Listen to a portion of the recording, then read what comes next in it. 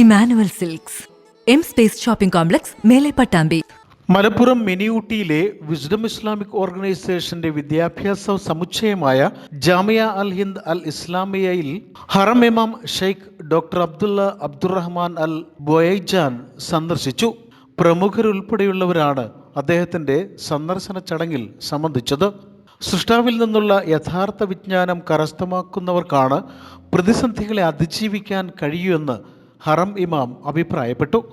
സൃഷ്ടാവിൽ നിന്നുള്ള അറിവുകൾ മാനവികത ഊട്ടിയുറപ്പിക്കാനും സഹജീവി സ്നേഹം വളർത്താനും ഇടയാക്കുമെന്നും അദ്ദേഹം കൂട്ടിച്ചേർത്തു.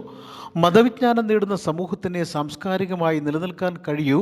മതം അനുസരിച്ച് ജീവിക്കുകയും അത് പ്രബോധനം നടത്തുകയും ചെയ്യുകയെന്നത് ഓരോരുത്തരുടെയും ബാധ്യതയാണെന്നും അദ്ദേഹം ഓർമ്മപ്പെടുത്തി. ഇസ്ലാം സമാധാനത്തിൻ്റെ മതമാണെന്നും സാഹോദര്യവും സഹിഷ്ണുതയും ഇസ്ലാമിക വിശ്വാസത്തിൻ്റെ മുഖമാണെന്നും അദ്ദേഹം വിദ്യാർത്ഥികളെ അഭിസംബോധന ചെയ്തുകൊണ്ട് പറഞ്ഞു.